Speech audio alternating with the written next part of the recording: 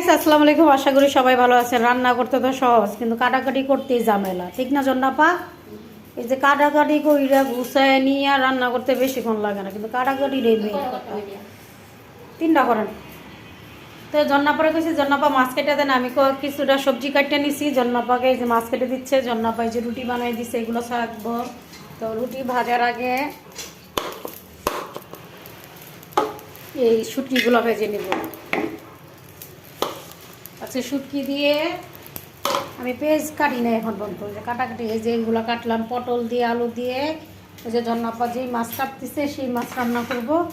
আর ওই যে চিংড়ি শুটকি দিয়ে এটা একটু চচ্চড়ির মতন করব, ডাল রান্না করব, একটু আলু ভর্তা করব, কত কাজ আছে। জন্নাপা তাই ভাবলাম আপনাদের সাথে একটু শেয়ার করি আমার ভালোবাসার মানুষগুলো। এই যে এইগুলো চিংড়ি মাছগুলো একটু ভেজে নিলে, মিস্ত্রিরা নিচে কাজ করতেছে, চিল্লাচ্ছে, দেখছেন মিস্ত্রিরা। তো দেখতে থাকেন ভিডিওগুলো। আর এক পাশে রুটিগুলো ভেজে নিব।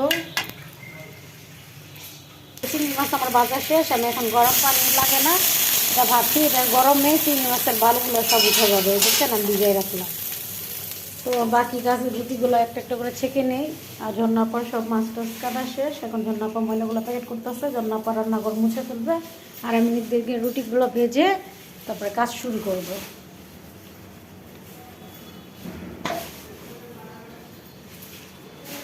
তো এখানে আমি ডাল দিয়ে বসাই দিচ্ছি। আর জন্নাপাই যে পাকের ঘর ক্লিন করে ফেলছে, পাকের ঘর মুছে ফেলছে, জন্নাপার কাজ শেষ হয়ে গেছে।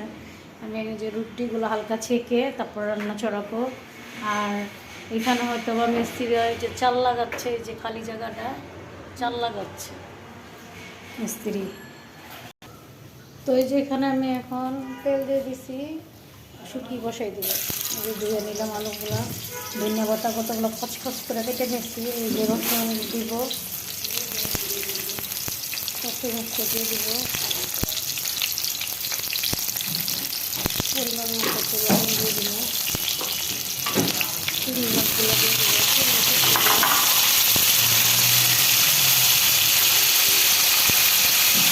পরিমাণ মতো হলুদ, পরিমাণ মতো মরিচের গুঁড়া দিতে হবে,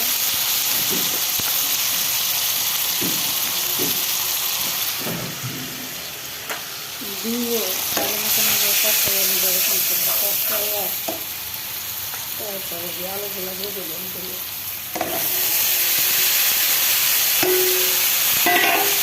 তারপরে ভালো মতো মিক্স করে দেবেন, লাড়াচাড়া দিয়ে সুন্দর করে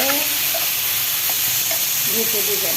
তো এখানে ডাল হয়ে গেছে, ডালের জন্য মশলা পাকা দিচ্ছি। এখানে এই তরকারিটা হয়ে গেছে, আবার চিংড়ি শুটকি এখানে দিয়ে দেবেন।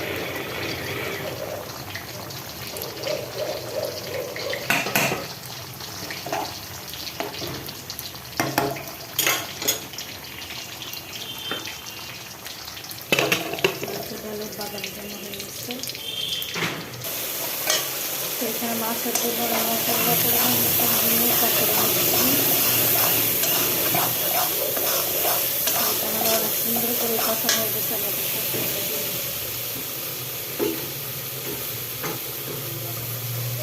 এই যে পটল আলু সবজি,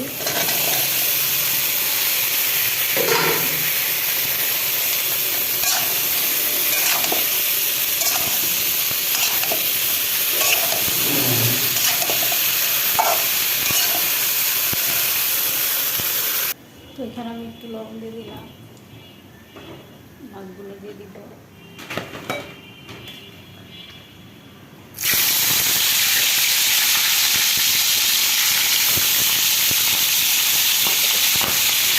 মাছগুলো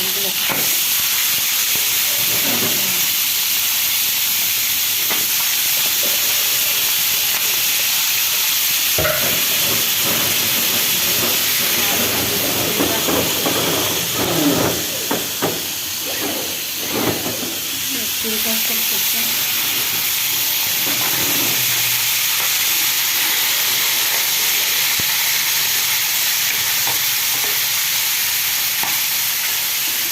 দিস না নষ্ট হয়ে যায়।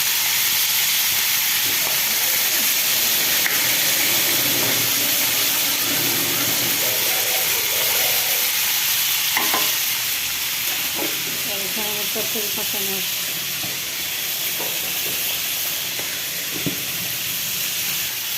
এখানে মাগুর মাছ রাখতে একটা মশলা এটা দিয়ে দিই, কারণ মাগুর মাছের একটা কেমন একটা দাম দিয়ে আছে আলাদা। এটা দিয়ে একসাথে অ্যাডজাস্ট করে ভালো মতন ভেজে নেব।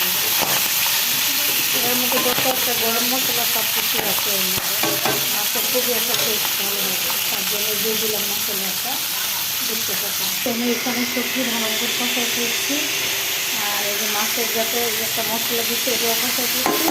এখন এটার সাথে দিয়ে তারপর ভালো মতন কষাই দিতে।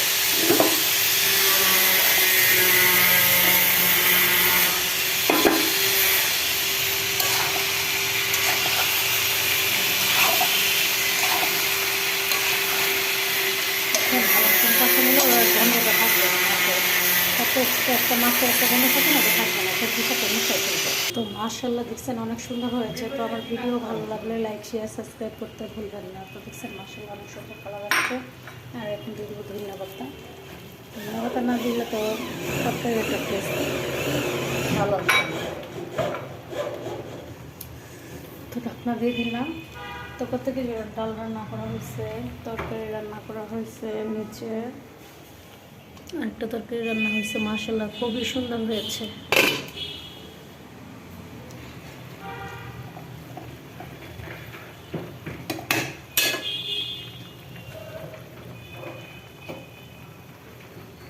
তো এই যে ঢাকনা দিয়ে দিলাম, আর রান্না করার সাথে সাথে আমি এগুলো সব গুছাইয়ে ফেলছি। এই যে ঝুড়ি কেচিগুলোটা এত সাহায্য হয় রান্নার সময়।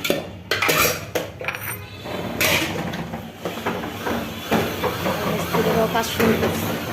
তো আমার এখানে রান্নাও শেষ, আমি প্রায় সব কিছু গুছাই ফেললাম। তো আমার ভিডিও ভালো লাগলে লাইক শেয়ার সাবস্ক্রাইব করতে ভুলবেন না। আজকে এখান থেকে শেষ করলাম। ভালো থাকবেন।